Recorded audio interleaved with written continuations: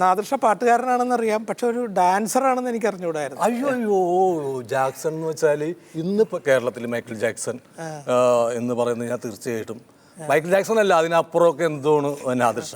കാരണം നാദിർഷ ഒരു പ്രോഗ്രാം, ഒരു ഗാനമേള ബുക്ക് ചെയ്തിട്ടുണ്ടെങ്കിൽ നമുക്ക് ഡാൻസ് ഉണ്ടാവും, അതിനകത്ത് പാട്ടുണ്ടാവും, ആട്ടം ഉണ്ടാവും, ഓട്ടം ഉണ്ടാവും, നീന്തലുണ്ടാവും. അത് സാഹചര്യത്തിന് പറ്റി എന്തായാലും ശരി, ഓഡിയൻസിനനുസരിച്ച് ലൊക്കേഷൻ അനുസരിച്ചിരിക്കും നീന്തൽ, എന്ത് വേണമെങ്കിലും അങ്ങനെ എന്ത് വേണം. ഞാൻ തന്നെ ഒരു പരിചയപ്പെടുന്നത് വെച്ചാൽ, അല്ല സലീം ഓർമ്മയുണ്ടോ നമ്മൾ തമ്മിൽ ആദ്യമായിട്ട് കാണുന്ന ഇവിടെ എന്ന് ഓർമ്മയുണ്ടോ? ആദ്യമായിട്ട് കാണാൻ ഓർമ്മയുണ്ട് എനിക്ക്. എവിടെയാണ് ആദ്യമായിട്ട് കാണുന്നത് വെച്ചാൽ എൻ്റെ വീട്ടിൽ കുറെ പശുക്കളുണ്ട്. പശു? പശുവിനെ കണ്ടിട്ടില്ല. അല്ല പശു ഞാൻ തമ്മിൽ എന്താ ബന്ധം? അല്ല അത് പറയട്ടെ, അല്ല പശു എന്ന് പറഞ്ഞ പശു എങ്ങനെ ഇറക്കും. ഞാൻ വിചാരിച്ചു കുറെ ഇതൊക്കെ വന്ന് കാശിട്ടപ്പോ പശുവിനൊക്കെ മറന്നു. പശു 4 കാലുള്ള ജീവി, കവീസ് ഡൊമസ്റ്റിക് അനിമൽ, അങ്ങനെയൊക്കെ. അതെ, അതാണ് പശു. അപ്പൊ ഈ പശുവിന്റെ പാല് കറന്നിട്ട് 3 മണിക്ക് മുമ്പ് ഡയറിയിൽ എത്തിക്കണം, പുലർച്ചെ. അല്ല ഇതായിട്ട് ഞാനെന്താ ബന്ധം? പറഞ്ഞു പറ്റേ, കഥ പറഞ്ഞാലേ ഇത് സംഭവമുള്ളൂ. അപ്പം ഞാനിങ്ങനെ സൈക്കിളിന് ക്യാനിൽ പാലൊക്കെ ഇട്ടിട്ട് ഡയറിൽ ഇളക്കാൻ പോകുന്ന സമയത്ത് പലപ്പോഴും ഒരാൾ ഓടിപ്പോണാണ്, ഓടിപ്പോണു. അതിൻ്റെ പുറകെ ഒരാൾ ഇറങ്ങി പോകണം. ഒരു ദിവസം എന്നോട് പുറകെ വന്നിട്ട് പറഞ്ഞു, ഇങ്ങനെ എന്നെ രക്ഷിക്കണം, കുറച്ച് അക്രമാസക്തർ ജനങ്ങൾ കൂടിയെന്ന് പറഞ്ഞു. അങ്ങനെ ഇരുന്നിട്ടാണ് ഞാൻ രക്ഷിക്കുകയും. ഓടുന്നതിന്റെ കാര്യം എന്ത് പരിപാടി മോശമിട്ടത്.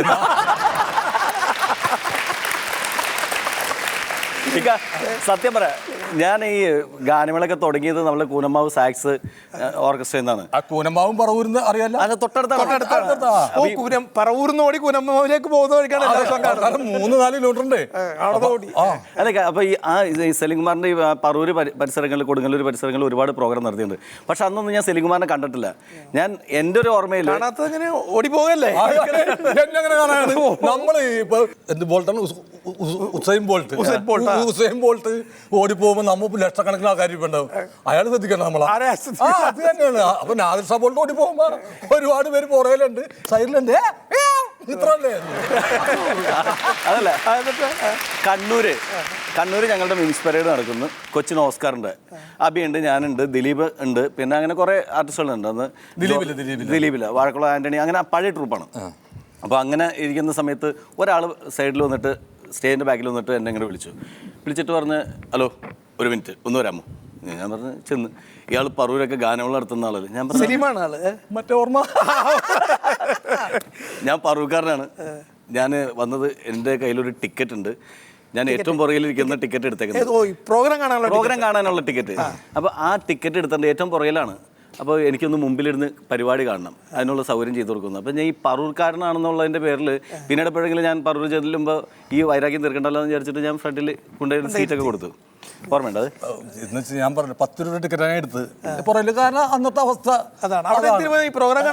ഞാൻ റപ്പായിട്ട് പോയതാണ്. മരുന്ന് കച്ചവടമല്ലായിരുന്നു, ഒരു സ്റ്റീലർമാരുടെ റെപ്രസെൻറ്റേറ്റീവായിട്ട് പോയപ്പോൾ ഇങ്ങനെ ഓസ്കാറിൻ്റെ പരിപാടി ഉണ്ടെന്ന് പറഞ്ഞിട്ട് ഞാൻ ടിക്കറ്റ് എടുത്തിട്ട് ചെന്ന്. അപ്പോൾ ഇദ്ദേഹം ശ്രീ നാദിർ ഷായിൽ വരുന്നത്. അപ്പം നാദിർ ഷാ എന്നല്ലേ പേര്. അതെ, ഞാൻ പിന്നെ പഴയ കഥയൊന്നും പറഞ്ഞിട്ട് ശരിയല്ലല്ലോ അത്. അയാളുടെ പൊസിഷനൊക്കെ മാറിക്കഴിഞ്ഞിരുന്നു.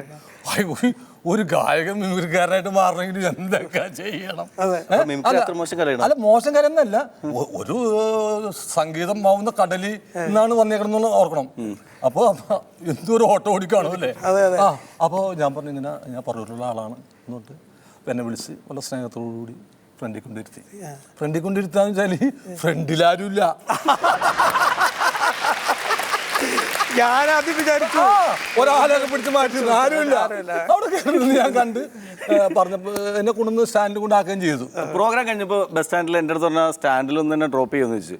അപ്പോൾ ഞാൻ പറഞ്ഞു ശരി, വണ്ടിയിൽ. അപ്പം നമ്മുടെ കൂടെയുള്ള ഒരാൾക്കും അറിയില്ല, എനിക്കും ശരിക്കും അറിയാൻ പാടില്ലാത്ത ആദ്യത്തെ ആളല്ലേ. പക്ഷേ എന്തോ ഒരു എപ്പോഴെങ്കിലും പരിചയപ്പെടും എന്നുള്ളൊരു ബന്ധത്തിൻ്റെ പേരിൽ ഞാൻ പറഞ്ഞ വണ്ടിയിൽ കയറിക്കോ, എന്നിട്ട് സ്റ്റാൻഡിൽ കൊണ്ടുവന്ന് വിടാന്ന് പറഞ്ഞു. അതൊക്കെ ഓർമ്മയുണ്ടെന്ന് എനിക്കറിയാൻ പാടില്ല. അതൊക്കെ ഓർമ്മയുണ്ട്. പിന്നെ ഇത് ഓർമ്മയില്ലാണ്ടിരിക്കുമോ?